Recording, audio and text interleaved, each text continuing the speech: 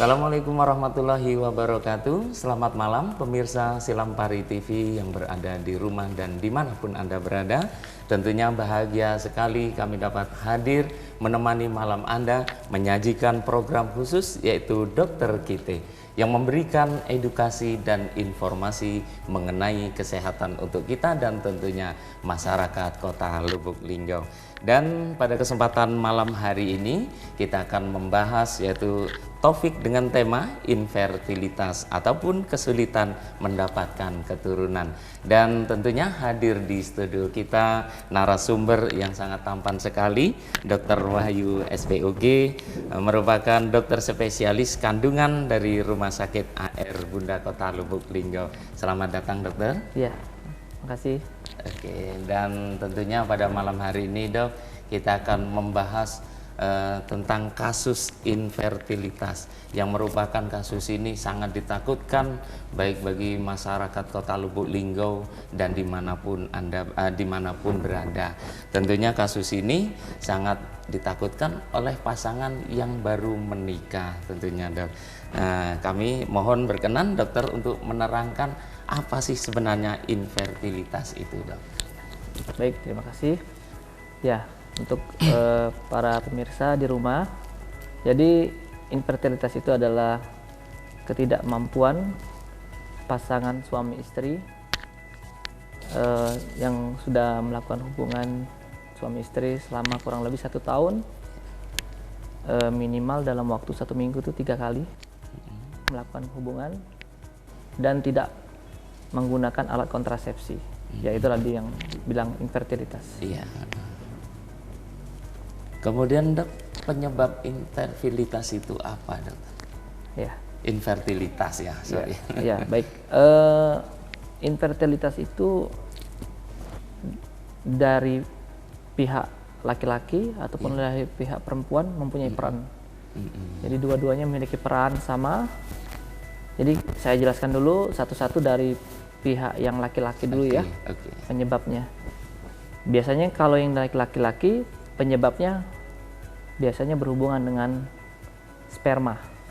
Gitu ya, jadi ya. Kan memang laki-laki hubungan sperma, jadi spermanya itu mengalami jumlah yang berkurang, iya. Ataupun pergerakan yang kurang iya. Dan bentuk yang kurang. Gitu ya. Nah, penyebabnya sendiri yang menyebabkan faktor-faktor yang sperma tadi bisa seperti itu, ya bisa disebabkan misalnya memang ada faktor hormonal, ya, ataupun memang genetik, memang bawaan dari lahir, ya, ataupun memang akibat dari sesuatu yang terjadi, misalnya trauma pada daerah buah zakarnya ya, pernah terjadi trauma, jadi terjadi kerusakan di sana ya. Jadi biasanya itu penyebabnya dari kalau yang laki-laki. Jadi para laki-laki biasanya hubungan dengan sperma. Dengan sperma. Kemudian untuk wanita. Kalau yang wanita biasanya lebih kompleks, lebih banyak ya. Jadi wanita itu kalau kita lihat faktor-faktornya, pertama bisa karena gangguan hormon juga. Iya. Ya. Bisa juga memang ada kelainan bawaan dari sejak lahir.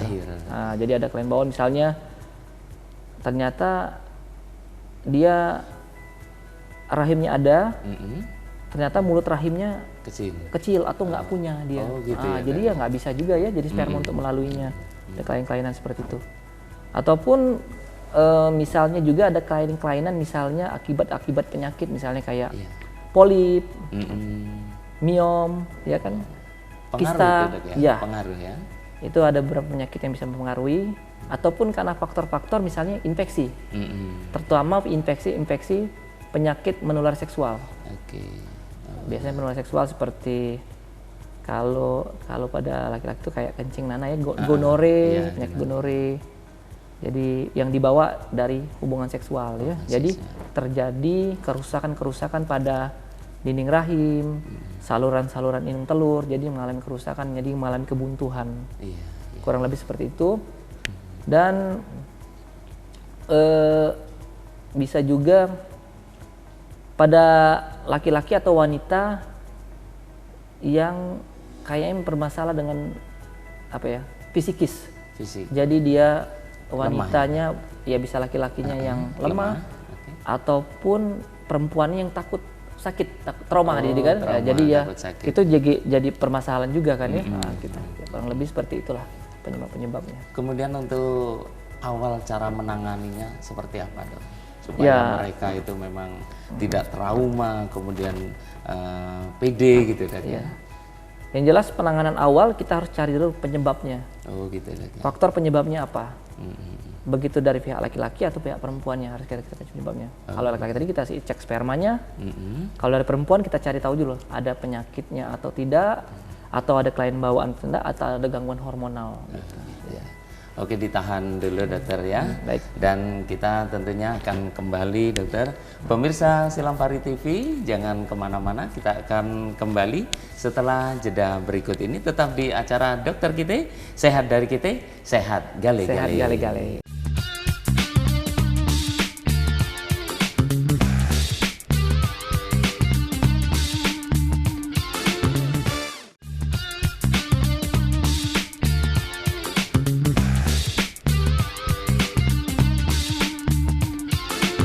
Oke, pemirsa Silampari TV, terima kasih Anda masih berada di program Dokter Kita, dan tentunya di segmen kedua ini kita akan terus membahas tentang infertilitas, masih bersama dengan Dokter Wahyu SPUG tentunya.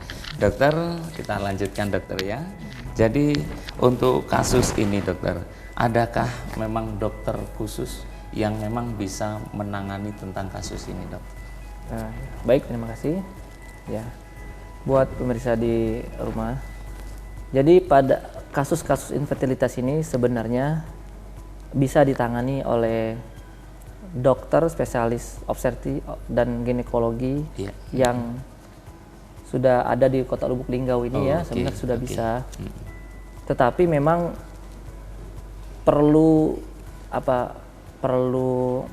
lebih banyak ikut acara seminar workshop gitu, untuk mendalaminya. Tapi memang ada kalau di kota-kota yang sudah besar, kota besar biasanya ya memang sudah ada yang khusus. Jadi dia dokter spesialis kandungan, tetapi mengambil lagi konsultan fertilitas namanya. Ya, jadi dia menangani kasus-kasus infertilitas, gangguan hormonal, gangguan haid, ya itu lebih khusus lagi sebenarnya. Ada yang lebih khusus gitu. Tapi kan untuk di Kota Lubuk Linggau sendiri, untuk dokter yang konsultan itu belum ada. Jadi masih bisa ditangani sama dokter-dokter yang spesialis kandungan yang sudah ada di Kota Lubuk Linggau ini.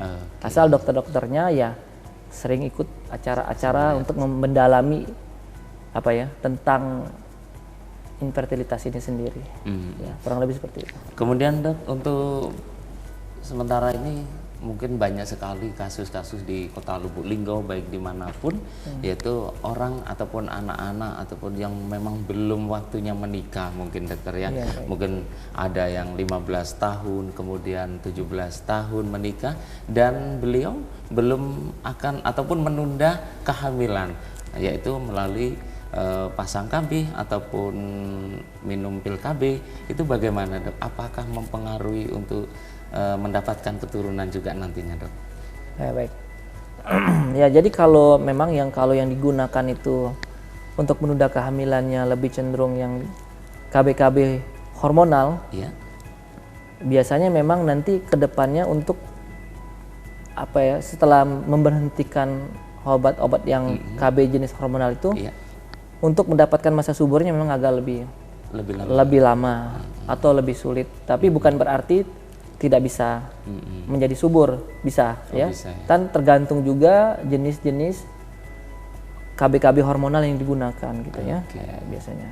Memang banyak jenis dok ya untuk KB sendiri. Ya, KB hormonal itu sendiri kan ada yang bentuknya suntikan, ada yang bentuknya yang diimplan, ada juga bentuknya di pil ya.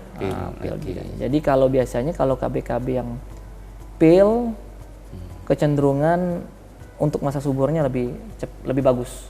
Karena seorang wanita itu haidnya lebih teratur. Kebanyakan seperti itu. Tapi kalau menggunakan KB suntik misalnya yang 3 bulan, yaitu kemungkinan untuk kesuburannya agak lebih lama. Biasanya karena mengalami tidak terjadi haid selama memakai KB tersebut. Ya. Jadi karena itu tergantung jenis KB yang digunakan ya, hormonal. Tapi itu kebanyakan hormonal. Tapi kalau kayak misalnya dilakukan pemasangan spiral kayaknya biasanya itu jarang kalau untuk menunda. Jarang ya. Karena belum pernah hamil, jadi banyak takut kan, karena kan sesuatu yang dimasukkan ke dalam rahimnya. Kemudian Dok, mungkin ada orang yang sudah berumah tangga, kemudian sudah dapat keturunan nih Dok, misalkan dapat 2 anak, kemudian mereka pasang KB ataupun istrinya pasang KB ataupun suntik yang 3 bulan, kemudian setelah dilepas mereka akan bisa mendapatkan keturunan lagi, tidak kira-kira gitu? Oh gitu, bisa. Selama wanita itu masih bisa haid, peluang kehamilan tetap ada. Tetap ada peluang kehamilannya. Selama dia tetap haid. Ya. Kemudian kalau haidnya sampai lama Dok, sebulan atau mohon maaf bisa 3 bulan baru haid, itu gimana Dok? Maksudnya 3 bulan tidak haid gitu? 3 bulan tidak haid. Kalau dia 3 bulan tidak haid, ya kemungkinan ada gangguan hormonal. Jadi itu harus diperbaiki dulu, diatasi dulu, biar dia bisa KB menstruasinya teratur lagi setiap bulannya gitu. Teratur lagi. Dan juga dokter, mungkin ada orang-orang yang sudah memiliki usianya mungkin di atas 40 tahun, itu masih rawan atau bisa untuk mendapatkan keturunan Dok? Mungkin ada nenek yang pengen memiliki keturunan gitu. Ya sebenarnya kalau usia di atas 40 tahun itu sebenarnya untuk kehamilan itu merupakan sudah kehamilan resiko tinggi. Ya, jadi banyak efeknya nanti terhadap anak ataupun terhadap ibu itu sendiri memiliki efek. Ya, jadi sebenarnya tidak dianjurkan untuk hamil. Ya, tetapi ada beberapa kasus memang ya di umur 40 tahun ya tapi belum punya anak kan ya. Iya, betul. Ya, jadi dia pengen selama dia masih bisa haid, dalam haidnya teratur. Ya, haid teratur itu kan siklusnya 21 sampai 35 hari. Masa haidnya selama kurang lebih sekitar 7 hari. Selama itu masih terjadi, kemungkinan untuk peluang kehamilan tetap ada. Dengan kita bisa menyingkirkan faktor-faktor tadi, ada kelainan. Atau ada kelainan dari miom, polip ataupun ada saluran yang buntu, itu sudah disingkirkan dulu. Baik Dok, ditahan dulu Dok ya. Baik pemirsa Silampari TV, dan tentunya kita akan kembali setelah jeda berikut ini. Jangan kemana-mana, tetap di program kita Dokter Kite. Sehat dari Kite, sehat gale-gale.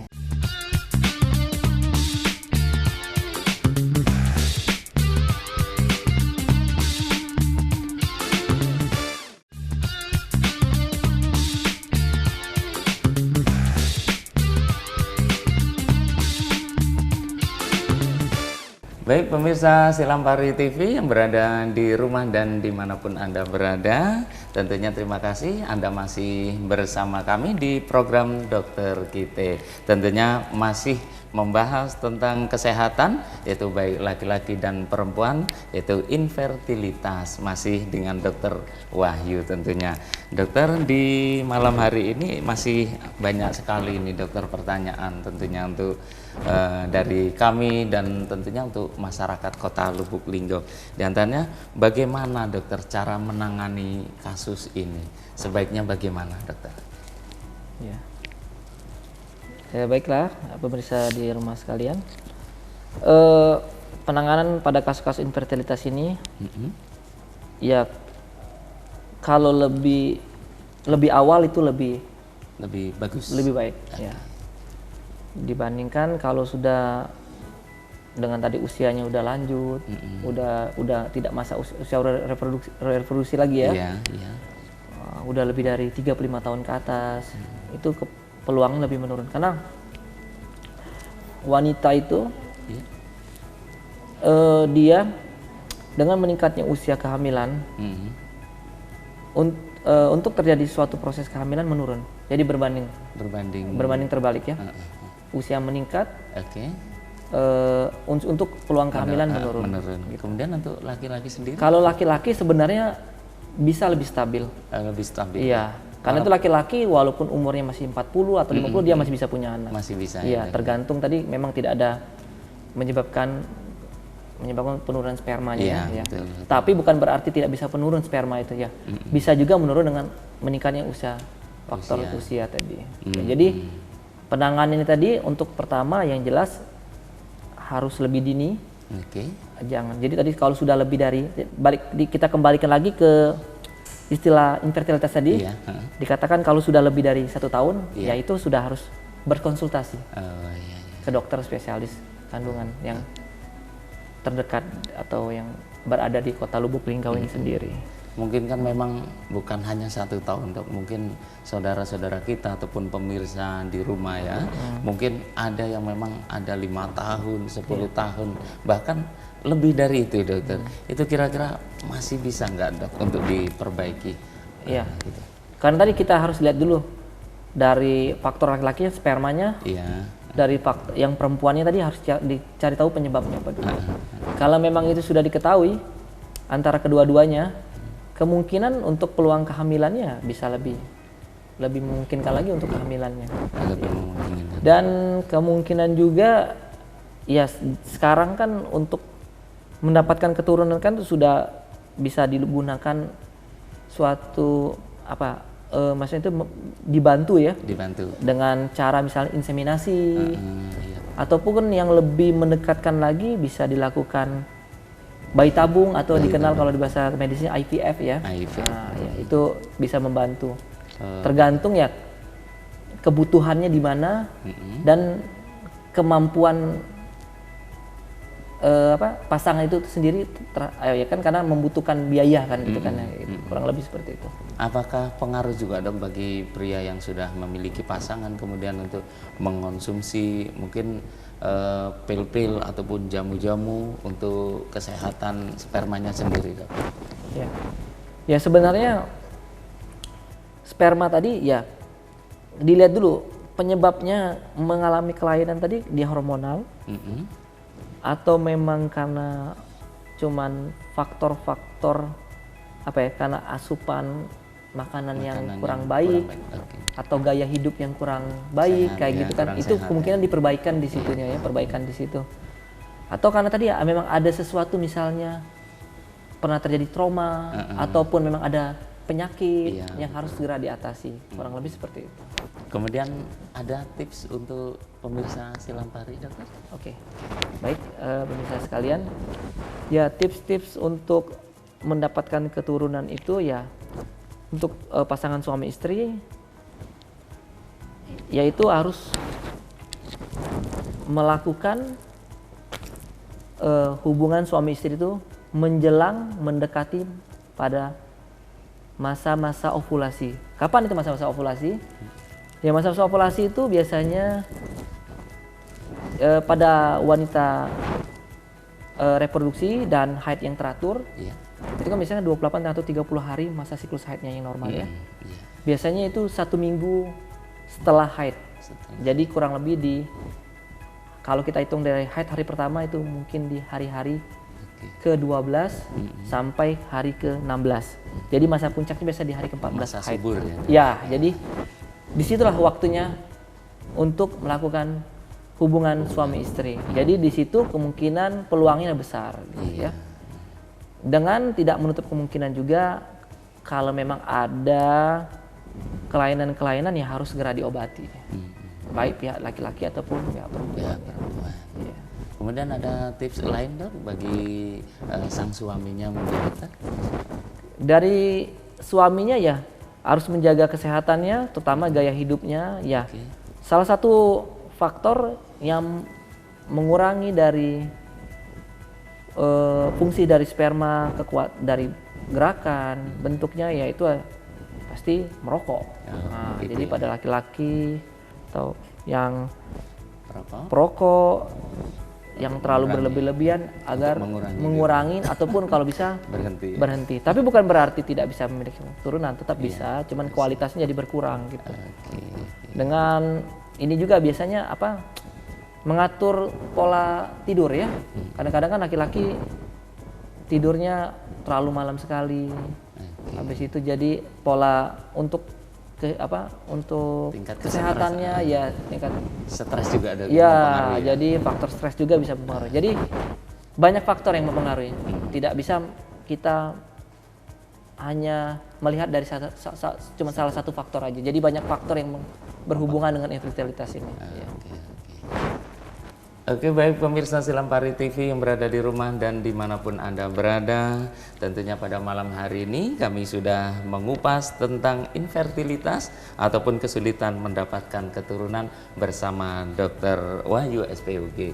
Mudah-mudahan bermanfaat bagi kita semuanya. Dan tentunya kami yang bertugas undur diri, saksikan terus acara Dokter Kita setiap hari Kamis dan Minggu pukul 8 malam hanya di Silampari TV. Dokter Kita, sehat dari kita, sehat gale-gale. Sampai jumpa. Wassalamualaikum warahmatullahi wabarakatuh. Waalaikumsalam warahmatullahi wabarakatuh.